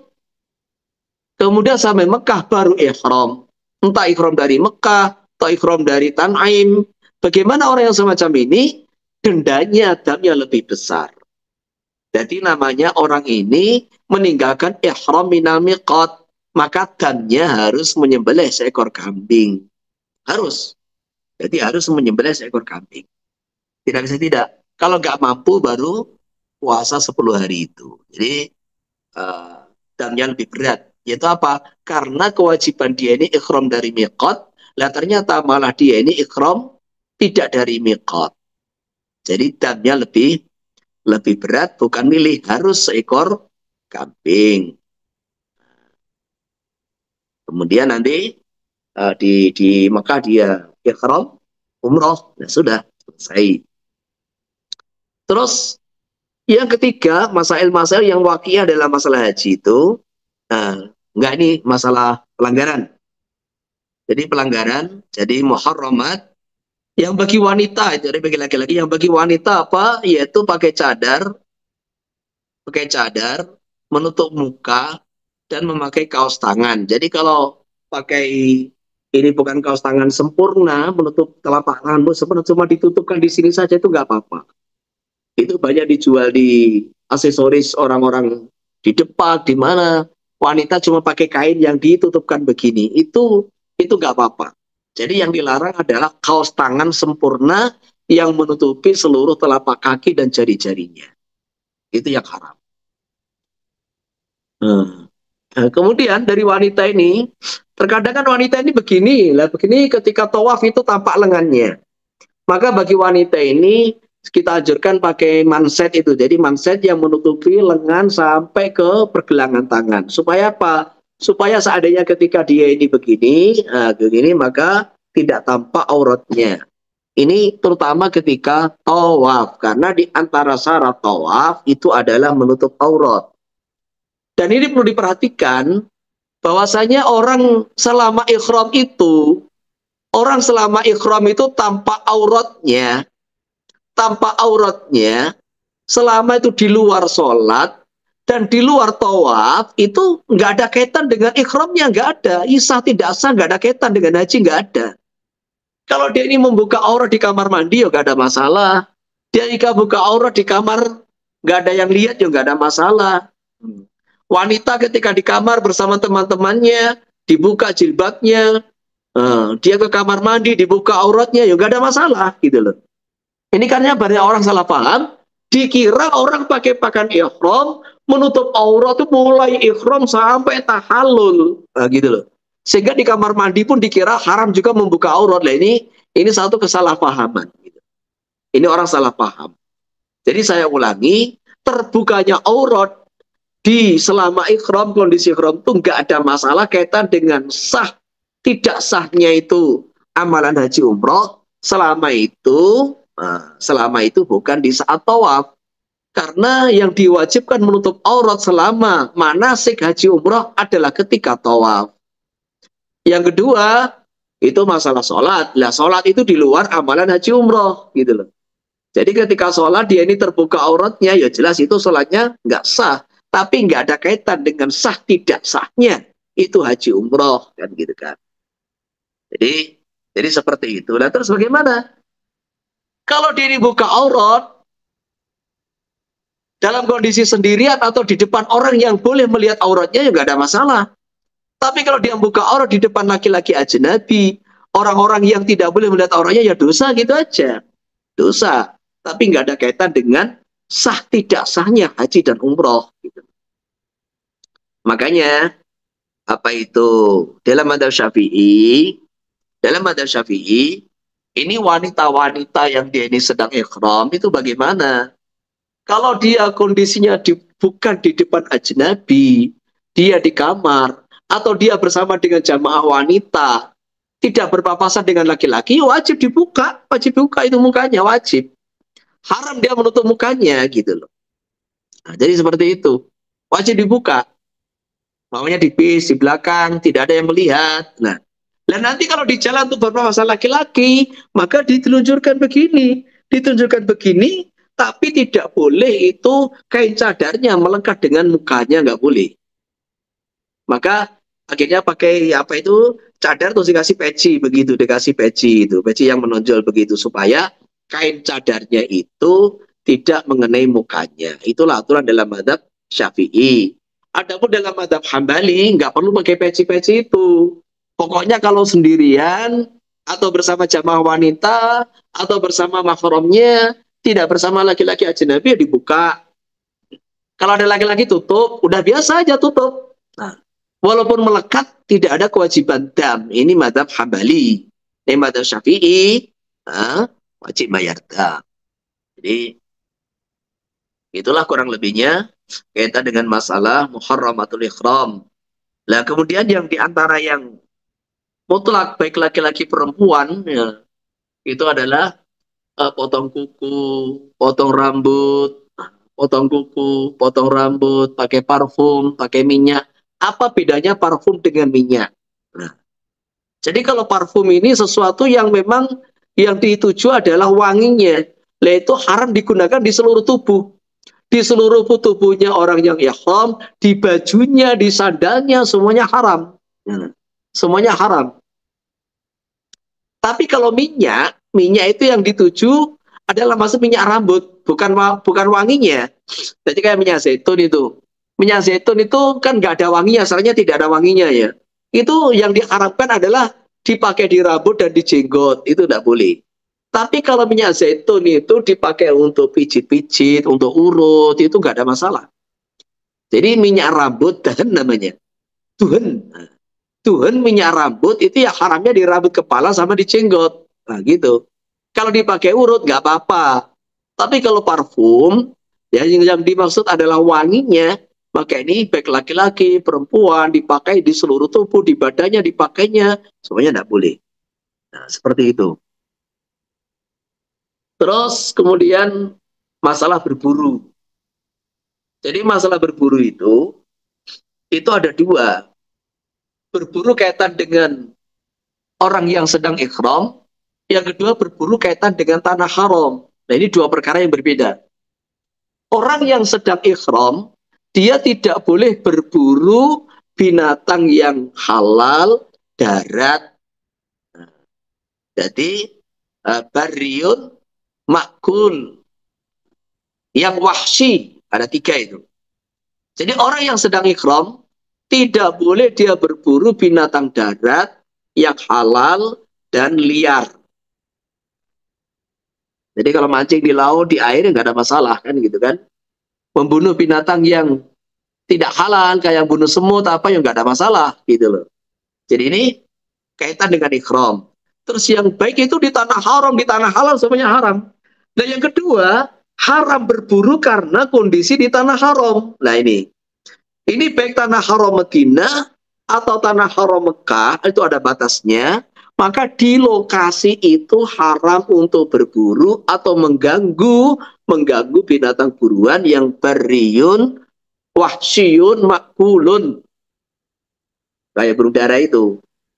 Baik ini orang sedang ikhram, orang sedang halal, semuanya haram. Jadi kaitan itu haramnya ini kaitan karena binatang buruan itu berada di tanah haram. Seperti itu. Begitu pula kaitan dengan tumbuh-tumbuhan. Jadi tumbuh-tumbuhan yang haram dipotong itu adalah binatang tanaman-tanaman yang memang umumnya aslinya tumbuh di tanah haram. Jadi tanaman yang asli memang tumbuh di tanah haram itu yang haram dipetik, haram dipotong. Nah, adapun tanaman yang dibawa dari tanah halal, kemudian ditanam di tanah haram kayak itu yang ada di Arafah, di Mekah itu ya, namanya pohon Soekarno itu kan. Pohon Soekarno, pohon Mindi. Itu kan tanaman pohon yang aslinya ada di tanah halal, kemudian ditanam di tanah haram. Lah itu nggak apa-apa, dipotong nggak apa-apa itu gitu loh. Itu dipotong nggak apa-apa karena itu memang aslinya bukan jenis tanaman yang tumbuh di tanah haram gitu. Jadi juga perlu diketahui begitu. Jadi itu kurang lebihnya termasuk itu istimta. Jadi suami istri, maka ini orang sedang ikhram itu yang bagus ya kumut-kumut, berdebu, kusut begitu. Nggak boleh pakai sabun yang mengandung parfum, nggak boleh. Nah, jadi orang ikhram itu kumut-kumut, berdebu, kusut itu yang terbaik. Itu yang terbaik. Gandengan laki-laki, suami istri, gandengan dengan istrinya, dengan disertai syahwat, itu ya haram, nggak boleh. Kalau sekedar gandengan membimbing, tidak ada rasa macam-macam, tidak ada syahwat, nggak apa-apa. Tapi kalau gandengan disertai syahwat, ada rasa-rasa khusus, rasa-rasa iltidzat, itu nggak boleh. Jadi ini kaitan dengan muharramatul ikhram. Terus masalah dam. Jadi dam tamato tadi, dam apa itu meninggalkan ikhram dari miqat, dam melanggar wajibatul hajj, termasuk dam tamato, itu waktu wajibnya adalah selepas tahalul awal. Jadi gitu. Jadi waktu wajibnya itu terutama selepas ya ikhram haji gitu. Ini kalau dam apa namanya dam mikot. Jadi dam tamato kok dam mikot. Dam tamato itu yang disepakati ulama bayarnya mulai tanggal 10 itu. Terus akhirnya nggak ada batas akhirnya. Lah boleh ndak? Lah boleh ndak itu dam dibayar antara umroh dan haji. Orang yang hajinya tamato itu wajib bayar dam. Nyembelih kambing. Boleh ndak itu damnya dibayar selepas selesai umroh sebelum ikhram haji. Lah itu ulama terjadi perbedaan pendapat, yang jelas mazhab Syafi'i nggak apa-apa. Namanya takjil. Jadi seperti takjil zakat sebelum haul tapi sudah ada satu nisab lah gitu. Karena asbabnya itu dua. Jadi selepas ada harta satu nisab sebelum haul takjil zakat itu boleh. Nah, begitu pula di sini orang sudah ikhram umroh, sudah selesai umroh, nah gitu kan? Sudah selesai umroh tapi belum haji. Nah, itu membayar dam tamato itu boleh. Maka orang-orang yang haji tamato itu sebaiknya itu selepas umroh datang ke kandang-kandang itu kambing, beli itu kambing dengan harga di situ, kemudian disembelih, sudah suruh bagikan kepada fakir miskin yang ada di kota Mekah. Udah. Jadi jangan diserahkan orang-orang yang tidak bertanggung jawab seperti itu. Oke, ini kurang lebihnya masalah dam, juga masalah apa itu namanya muharamat. Kemudian jangan sekali-kali orang itu jima. Orang yang jima di saat ikhram itu berat, maka umrohnya fasid, wajib diselesaikan. Hajinya fasid, wajib dilanjutkan. Jadi wajib. Jadi wajib dilanjutkan, tetapi yang kedua wajib diqadha tahun depan. Jadi kewajiban orang yang membatalkan haji umroh itu dengan jima, nah itu kalau umroh selesaikan kemudian langsung dibayar dengan mengulangi umrohnya. Kemudian dendanya yaitu badanatu menyembelih seekor unta. Berat ini. Jadi umrohnya dilanjutkan sampai selesai, kemudian mengkodok umrohnya, yaitu mengulangi umrohnya, kemudian terus menyembelih seekor unta. Lah kalau haji, lah itu yang repot. Diteruskan hajinya sampai selesai, yang kedua tahun depan harus haji lagi. Haji kodok namanya. Terus yang kedua wajib menyembelih seekor unta yang cukup untuk korban, yaitu umurnya harus sudah minimal 5 tahun sempurna. Ini kurang lebihnya. Oke, ada yang tanya?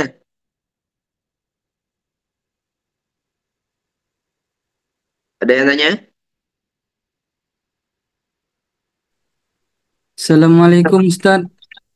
Izin izin bertanya yang terakhir tadi masalah dam orang yang jima ketika ihram itu Ustadz. Terus Dia tadi berarti itu wajib mengkodoknya tahun ke depan atau kapan ketika dia mampu gitu Ustadz? jadi wajib al-qada'u fauron. Karena haji itu bisa dikerjakan setahun cuma sekali karena ada wukuf di Arafah kan. Ada wukuf di Arafah dan wukuf di Arafah itu ya setahun cuma sekali. Maka wajib al-qada'u fauron, segera. Lah yang namanya kodok segera itu ya kalau bisa tahun depan. Kalau tahun depan nggak bisa ya tahun berikutnya, tahun berikutnya. Jadi yang penting dia harus segera mengkodok secepatnya. Insyaallah, Oke, Ustadz.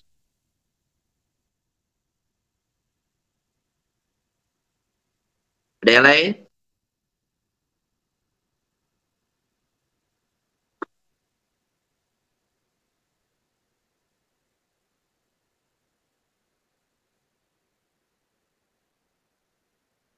Kemudian nanti Tashil ini mau saya baca Kitabun Nikah. Jadi Tashil ini mau kita baca Kitabun Nikah. Nanti ada beberapa penjelasan yang penting dalam bab nikah itu. Yang minhaj lanjut bab yang ada. Nah, Tashil ini nanti baca Kitabun Nikah termasuk masalah perwalian atau apa yang kaitan dengan masalah ini. Sehingga ini wawasan yang wakiyah di masyarakat kita bisa jelaskan. Gimana? Jam 10?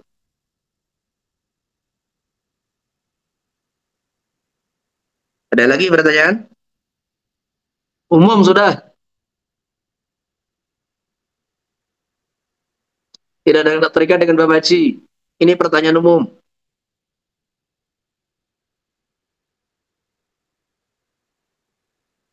Itu tadi yang di grup tadi apa itu? Ada pertanyaan apa itu? Lupa saya.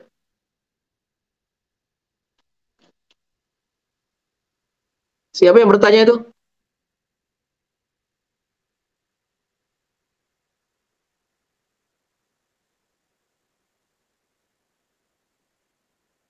Gak ikut ngaji?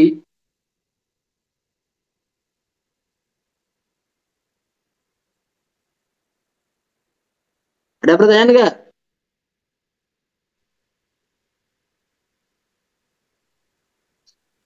Kalau boleh. Pertanyaan umum. Boleh semua bertanya. Assalamualaikum. Assalam. Fikih di atas kapal terbang tu boleh masukkan sedikit.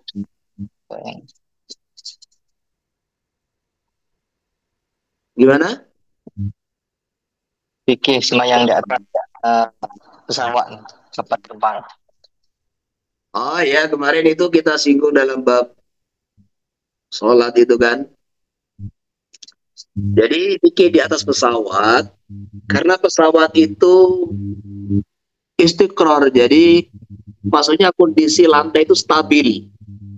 Istiqrar itu kondisi stagnan, stabil, tidak goyang gitu, maka pesawat itu lebih serupa dengan kapal laut. Ini ulama-ulama kontemporer, mayoritas ulama memahami bahwasanya pesawat terbang itu seperti kapal laut, di mana kondisinya istiqrar gitu. Jadi permanen, tenang, bahkan lebih tenang daripada kapal laut. Sehingga orang yang sholat di atas pesawat itu kalau bisa menyempurnakan menghadap kiblat, ruku, sujud, ya tidak wajib diulangi. Tetapi kalau tidak bisa menyempurnakan salah satu syarat rukun sholat, ya tetap wajib sholat sebisanya, tetapi wajib diulangi.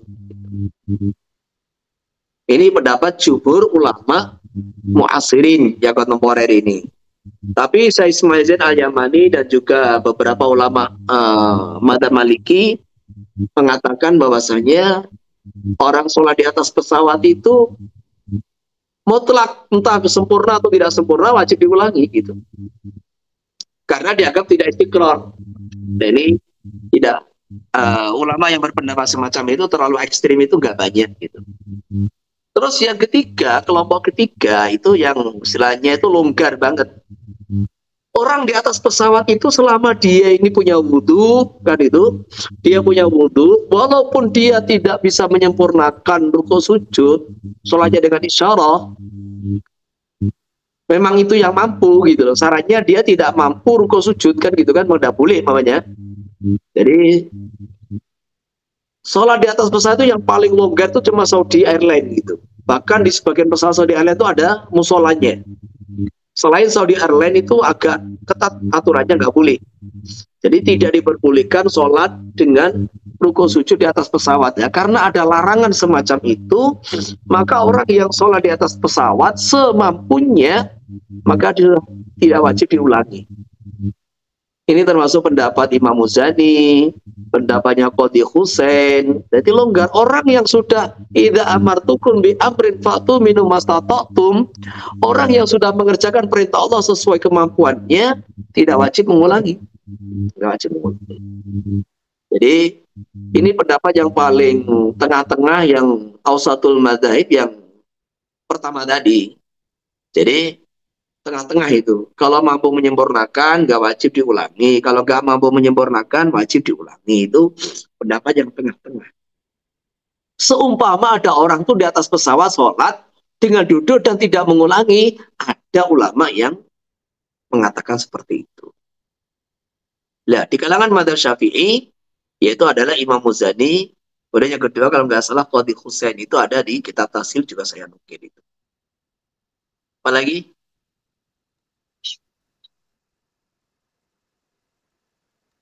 Yang lain?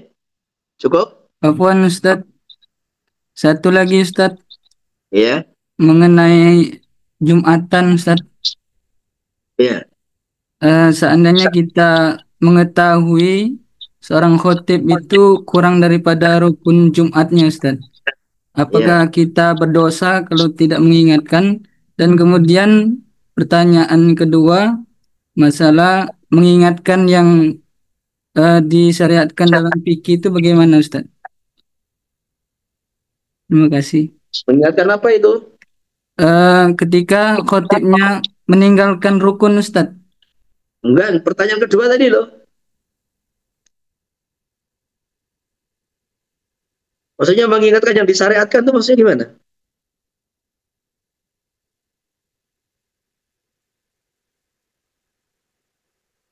Jadi gini ya, memang dalam madzhab Syafi'i masalah khutbah itu ya rukunnya ada 5 itu. Tapi terkadang beberapa khatib itu ya tidak mendalami masalah ini gitu. Mereka menganggap terkadang tuh ya khutbah itu seperti ceramah gitu. Khutbah itu seperti ceramah, ya sudah, dia seperti ceramah biasa. Ini karena awamnya si khatib tadi. Dan ini banyak terjadi sebetulnya. Maka sikap kita bagaimana? Karena ini di muka umum, dan ini kalau diingatkan di saat itu akan kacau di kondisi kan gitu kan. Maka untuk saat itu kita ikut madzhab Hanafi aja. Madzhab Hanafi itu khutbah cukup alhamdulillah gitu.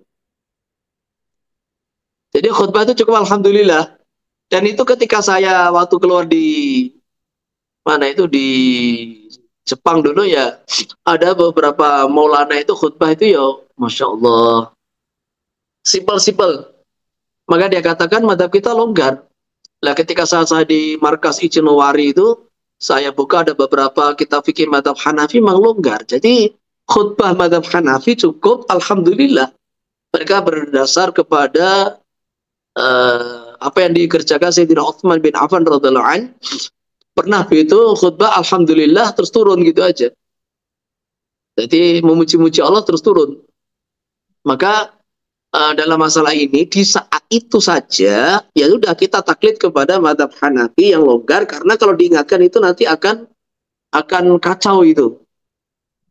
Nah kemudian langkah kedua, kita silaturahim kepada Ustaz tadi, silaturahim kepada yang khutbah tadi dengan membawa referensi kitab, bahwa dalam madhab Syafi'i khutbah itu harus rukunnya ada 5 gitu. Jadi rukunnya ada 5 disampaikan. Ini kitabnya, ini kitab Fathul Qorib, ini kitab Minhaj atau apa, sampaikan bahwa rukun khutbah ada 5. Kalau tidak sah, tidak dikerjakan semua, maka khutbah tidak sah. Kalau khutbah tidak sah, maka Jumatan tidak sah. Niki kitabnya. Dan jangan lupa bawa hadiah. Jadi datang, bawa hadiah, bawa amplop, bawa gula, bawa apa, semampunya, bawa buah. Nah, negurnya membawa kitab. Ustadz ini kok saya ngaji di pondok ini kan khutbah tuh ada seperti ini, ada 5. Nah, ini kalau nggak sah kan jadinya khutbah nggak sah, akhirnya Jumatan tidak sah. Lah, seingat saya kemarin, ini juga ada beberapa teman ini saksinya ini, Ustadz tuh khutbah tuh tidak pakai sholawat, khutbahnya nggak pakai wasiat taqwa. Lah, ini mungkin supaya, maaf Pak Ustadz, ini kita lancang mengingatkan, jadi supaya untuk kebaikan kita semua. Nah, insya Allah. Dan itu hadiahnya dibawa di depan, jangan di belakang gitu. Jadi insya Allah akan bawa kebaikan semua. Jadi begitu ya kurang lebihnya ya. Insyaallah, Ustaz. Oke, yang lain ada lagi ya?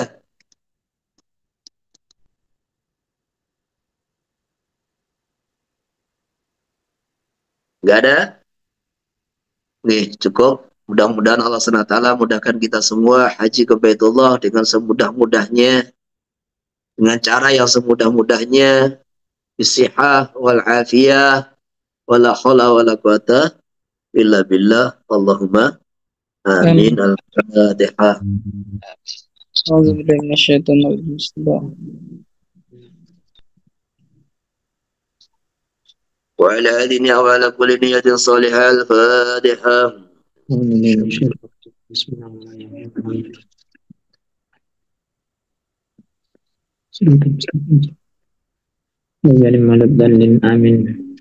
Alhamdulillah, subhanallah, astagfirullah wa atubu ilaik. Assalamualaikum warahmatullahi wabarakatuh.